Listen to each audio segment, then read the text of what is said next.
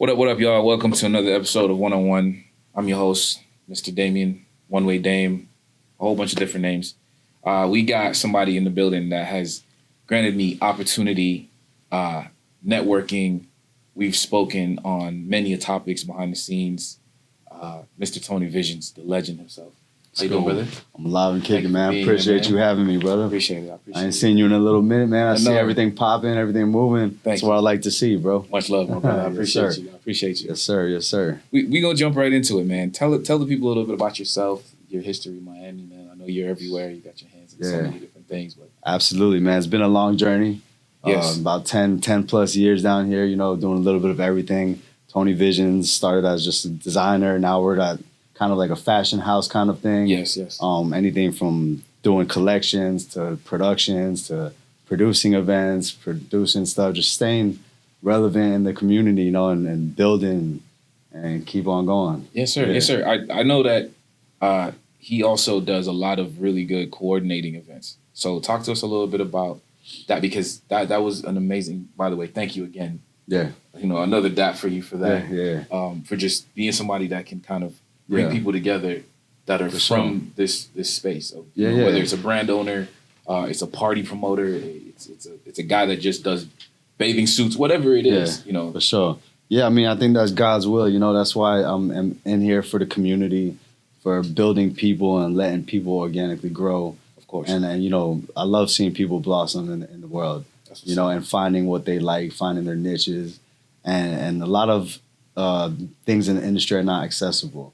Especially mainstream, big brands, big companies. It's to get in those doors, you got to really either know somebody, you got to work like night and day and sacrifice all things that shouldn't be sacrificed sometimes. Right. So having a good community, I've always found has been the backbone of a good business, because you always have something to fall back on. Absolutely. I've seen companies come and go in the industry. And I've seen amazing companies come and go that you think are the best. And, some of the best brands that we grew up, they come and go on their own too, because they might have the structures, they might have the business, but they don't have the community. Right. So to stay relevant, that community keeps you going.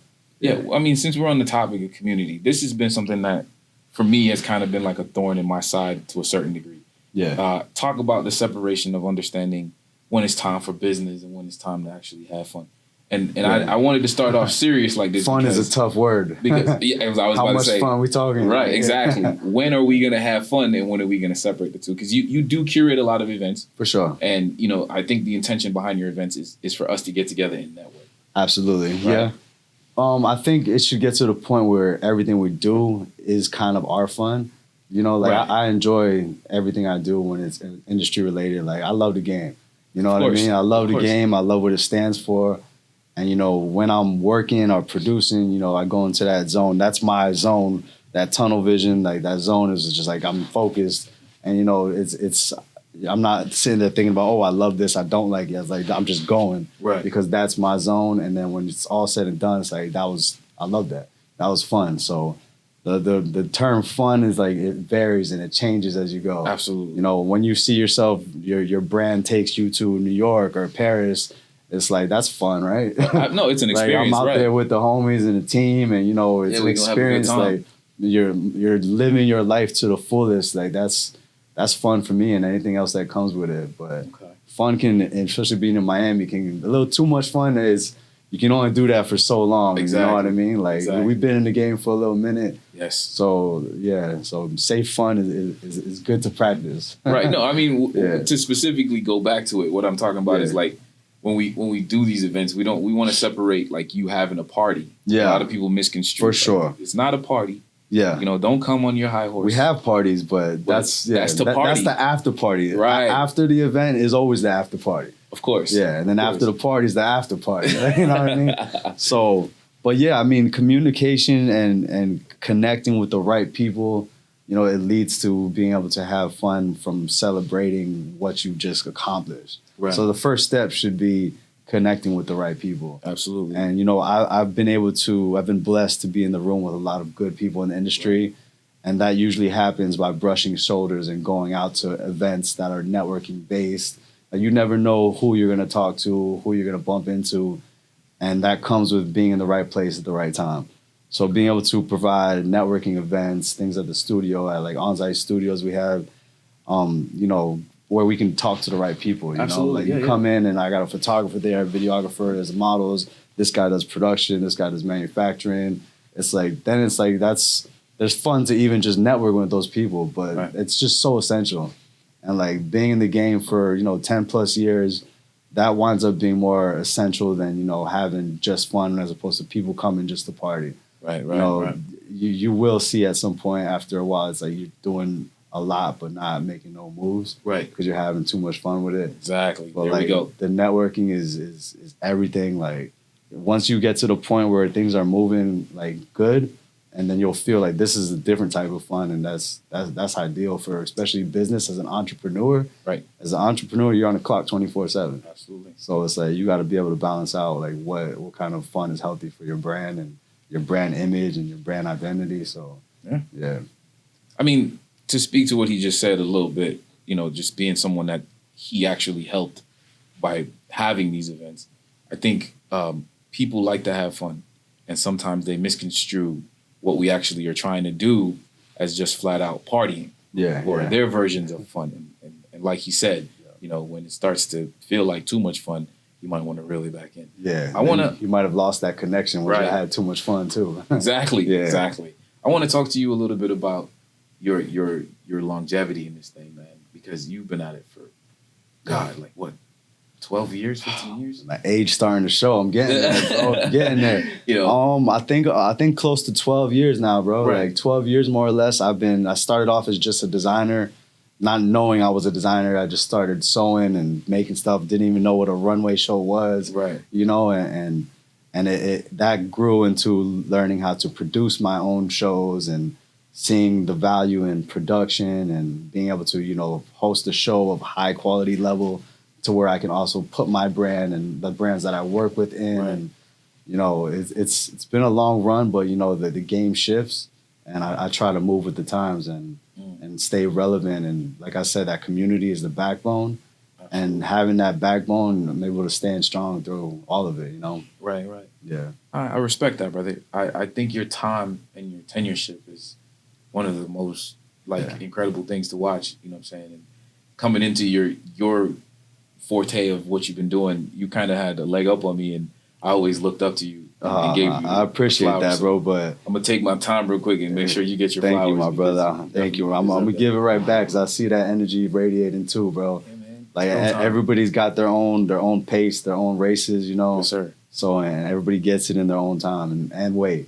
Yes, so everybody can win, bro. We're all winning right now. So we're alive. That's number one. Right. We blessed. We healthy. Like we up. Exactly. Exactly. So I want to talk to you a little bit about Miami itself. Yeah. Culturally, artistically, and then also some of maybe the setbacks in how you navigate those things. For sure. Can you speak on that a little bit? I mean, Miami culture is wild, obviously. So a lot of too much fun. That's a lot of setbacks, man. I spent a lot of years saying yes to everything. Okay. Like maybe since I started, like that was my thing, and I was like proud of it.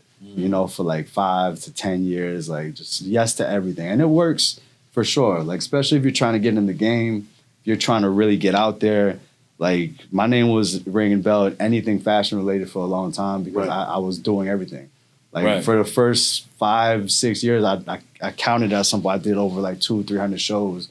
Wow. Like just small shows, hole in the wall shows, like little shows, big shows, a little bit of everything. Anything that was available, I was just I'm in. Boom, let's do it. I got pieces. Let's go. We running and gunning. Yes. So then growing into the industry a little bit more and taking time into consideration and energy into consideration and seeing what is really profiting and what's valuing your company and making sure everything that you do brings you up more than the last thing you did. Right. Because then it gets to a point where you can plateau, especially in industry in South Florida. And when brands start to plateau, that's when you really push comes to shove. It's like, are you built for this? Are you able to restructure the brand? Are you able to move with the times? Right. So, again, going back to having the people to rely on, the community to bounce off ideas, being able to work and keep that creativity being pushed outward to something new. That's something that's super important to be able to continue to create. Right. I respect that. And I'm blessed to still have a creative outlet and people that can support any creative movements and productions we do. So yeah, but Miami is tough. Yeah, people like it, the money goes more towards the bottles than the fashion. Right. So, you know, finding that median to where now you want the bottle or the fashion, we got both. Right. Right. So yeah. So you cornered like a really unique market. And this is something that I kind of observed from being around you was you have this ability to bring people together from every facet of this thing, right? Like, so we have, like when he did his last event, you know, he actually, I'm still like blown away by that. The fact that so many talented people from the scene were actually involved. Yeah. And I don't want to get too long-winded. I just want to say, I want you to elaborate a little bit on your strategy with that. You know, how did you put that together? mean, you know, I think being in South Florida is the melting pot, you know. Yes. So that alone, the culture is so diverse, but I've always seen such a value in art. And art is like kind of like an umbrella for everything in the sense of music, fashion, film, you know, all of that coexists. Right. You can't have one without all of them. You know what I mean? So having, you know, my foot in the game for a minute, I know a lot of the right people, a lot of good people, a lot of good-hearted people who are genuine in the industry, right, which is not easy to find in Miami specifically. So, you know, just being around it and making sure things bounce off the right people, that helps a lot. Okay. Yeah, and I think to like add a little bit to what he said, if you are in Miami, you already know. Like you don't have to. It ain't easy. And one big thing is collaborations, you know. I think there's so much strength in good collaborations. You know, a lot of people there's pros and cons to collaborations, obviously. Sometimes if it doesn't work, if it's beneficial for everybody, you know, some of my best gigs have come from a collaboration, you know. Right. Then you meet the right people, but collaboration is either monetary or your time, you know. Mm-hmm. So a lot of times your time is worth more than money. Exactly. And you could pay me $100 to come somewhere and just to say I got paid. That's like, all right, I just paid you, now leave. Right. As opposed to you came here for a collaboration to build something, and then that might be something that's in your resume or in your pocket that you can use for years. Absolutely. So it's that helps a lot, especially, you know, in South Florida. Okay. Yeah, man, dropping a lot of gems over there. I want to talk to you a little bit from the other side of it, on the design side. What inspires some of these pieces that you come up with, brother? Because sometimes I be at the runway like, yo, why didn't I think of that? You know what I'm saying? So talk to us a little bit about that. Yeah, man. I mean, I get really inspired from worldly things. You know, all this earth, everything going on in the world and earthly things and nature, and the world's a crazy place right now. So sometimes it takes a lot for me to even get that creative juice going now, because I try to dedicate my time more strategically. Right. Like when I first started, I'm just making pieces every day. Now it's like if I need to have a collection in mind, I need to do it more delicately. And then, you know, I start off with a theme. You know, so whatever that theme is, and I just let that thought just flow and, you know, get to work. And I mean, you know, once you start working on a design, you're just in it, and I don't know what happens after that. After a certain level, you just black out. I get it. But that first initial thought process and putting a theme to it, you know, that helps. And like I said, I try to mix a lot of street and luxury stuff. Yes. I think it's a good blend to keep stuff a little bit high end, but also accessible and culturally appropriate too. Right. And very, very like you said, your influences are there. It's very telling. Like when you look at certain things that you created, I can see where you got the idea from. I can see how it came together and the theme behind it. Yeah. You know what I'm saying? Without you having to come out and explain it. And that's I try to. And you know, the best times that I've done that have been mixing my runways with the runway music. Mm-hmm. And also even visuals too. Okay. So like my favorite shows are like when, you know, I'll put like a 2-minute video on the backdrop before models come out, and it's like a 2-minute video that I made specifically for that theme of the collection. And then the music starts. Right. And then the music is obviously coexisting with the vibe of that. Yes. And then the models come out, and then ideally you pick the perfect models who match that, and then the garments are like the cream on top. Okay. So how long would something like that take you to put together? I mean, nowadays, give me a week, bro. but, Wow. but I'm kidding. I'm kidding. No. I mean, Okay. if I got to, I could. Okay. I don't want to. I need time, but Right. I mean, as an artist, I mean, most artists work with their back on the wall. Right. A good month is ideal. You know, I mean, I've been working on, but I keep backtracking. I'm just thinking about it more and more. Right. Now. No, go ahead. Like bro. I've been working on collections for months, but in my head.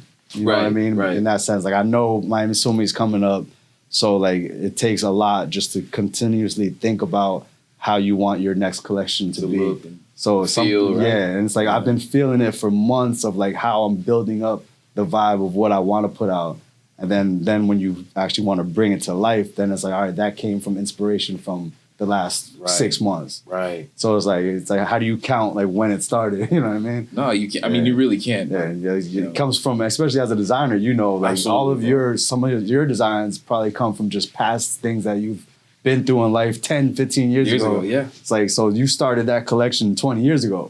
Technically, if you really think about it, you know? of course. Yeah. Yeah, no, I again, bro, one of the things that I admire is how you go about telling those stories. Like to go back to what he said about the video, putting the runway pieces together and having that video be a part of the presentation and then having the models walk. Right. That whole, just the way you do that is, props to you, my brother. And you know, to go back to where you asked me the inspiration, I mean, one of the designers and probably one of the only that I really loved his work was Alexander McQueen. And he was just like, I always tell people this is Junior McQueen. I appreciate it. I always tell people that, like, if anybody gets it on the, you hit it dead on the head. Thank you, brother. Man. I mean, I got a lot of inspiration from him specifically. I've watched all the documentaries a few times, you know, and his thing was always the press was, is he a showman or is he a designer? Right. And I love the fact that his showman craftsmanship was a little bit bigger than his design care, because most of the times, and especially in his early stages, he would put stuff on the runway that's not really even viable. Right. But it's more like you're selling the brand and the brand image. Right. Like, you know, they say people buy why you sell it and not what you sell. Yes. So it's like if you put out a collection that is all, you know, forestry stuff and it's like all just trees and stuff, it's like, nobody's going to buy it, but you're putting on a show. And then this is the theme of the collection. Now you can go on the website and you see the vibe matches and it carries all the way through. It carries through. Yes. So now you have a crowd that loved what you just gave them. You gave them experience, as opposed to here, buy this, buy that, buy that. Right. Like they just bought your brand in their head because they love your brand. They love the way that you made them feel. Yes. Especially coming into the new age with all this. Less feeling is going away little by little. That's literally the next question I was going to ask you is, how are you feeling about where we are, streetwear wise, and also let me elaborate a little bit, and an elevated sense of couture, because you do dabble. You know, I see it that there's very much an influence on that side of it, where it's like you have that couture feeling to certain pieces that you do, and some of the collections, some of the pieces that I've seen, from past collections. I'm like, okay, this is like a $7,000 jacket. This guy's, you know what I'm saying, and it gives very much couture. So I definitely been trying to dabble. I mean, I definitely started to. I started with just streetwear, and then I kind of learned how to do drapery and like couture dresses and stuff like that. Right. And, you know, I love it. It's such a beauty to fashion when it's in that couture vibe. Respect. So we're actually working on a couture show April 11th too. It's gonna be really dope. Okay. And that's because I've been doing a lot of swim meet art shows and stuff, and I want to see some real fashion again. Exactly. So we're working with a lot of like actually high end designers. Okay. So can you speak to where you think we are? Yeah, I mean, I think a little bit. I think we're in need of more couture, because couture is something that needs to be done with the hands and the mind. Absolutely. You know, streetwear can be done with the hands and the mind in the sense of how it comes out on like actually to be looked at. Mm-hmm. But I mean, we need things that just really make people feel. And like when you put something couture on the runway, and even just runway shows, I think are so important because of where we're at right now. People love to feel something right now, and to bring them to a show where, you know, they sit down and there's humans around them, and there's beautiful models, and there's garments, and there's lights, and there's mist, and there's smoke. Like that Bringing feeling it all is together. bringing it all together. That's what we're here for, the human experience, you know? Absolutely. And we're losing that right now, for sure. Like people are used to staying inside or texting on their phone 24/7. Mm-hmm. So being able to do what I do already and try to do it better is like I'm enhancing that human experience and playing my part here by giving people something to feel again. 100%. So I think it's a prime time right now. And I think working with the right people, going back to the community, like always, like I said, I think there's a window of opportunity for people like us again and real artists and real creators. Right. And now we're at a time where the tools are taking over a lot of designer jobs. But you know, honestly, once you have to get with the times, bro. Like Yeah, you do. Like I'm using everything a lot more. Like I used to spend hours just designing one little logo or something. Yeah. Now I'm just like, dude, here's 10 ideas. Right. But you know what? That's not going nowhere. It's only to get more. So, but now I'm using it to my advantage. Right. And I'm like, all right, here's a mock-up. Boom. There's 3 mock-ups for you. It takes 5 minutes as opposed to a whole day. Yeah. Like I used to do all that. Now I'm just like, and in the beginning I was like, man, they're taking all my job, this and that. Like, but you know what? Like now just I can do more. Right. I can do more now. So Do you design in a closed space, or are you more like it don't matter where you're at if the idea comes? it doesn't matter where I'm at, but when it comes down to it and I start sewing, I try to like just do all the design pre-work anywhere I'm at. Mm-hmm. But once I start actually sewing, like needle to fabric, I have my studio in On-Site Studios, and I just go crazy in there. Yeah, of course. Yeah. And like you said, yeah, you know, On-Site Studios is where it's at, man. So Yeah, make yeah. sure you guys be on the lookout for stuff coming from Mr. Tony Vision. lots of stuff, lots of events. I want to close out production. with one more question that I wanted to ask you. In general, the local scene, is there anybody that you feel that kind of doesn't have the right spotlight right now that should be kind of pushed to the forefront, whether it be from swimwear, couture, streetwear, or even elevated streetwear, or just flat out elevated pieces overall from a brand perspective? I don't know if I could say a specific one. I mean, I'm working with like 30 different brands right now for Miami Swim Week. I mean, I think when you know, it's just genuine connection. There's Right. so much opportunity and talent in South Florida. Yes. But I mean, I think people need to gravitate to what speaks to them. I think Hunters and Hounds is the next one up. I appreciate you, my brother. That's all that matters right now. Appreciate you. That really is all that matters. Hunters and Hounds, and you know, you're either or, right? Right. Exactly. Yeah, for sure. But yeah, we're here, we're locked in, and you know, stay with us. So Yes, sir. Yes, Yeah. sir. I want to thank y'all for joining us, man. Mr. Tony Visions is here. I appreciate you, my brother. Thank Appreciate you, so you, much for my the G. time. Thank you. Yes, for sir. being here, bro. Of course, man. Love.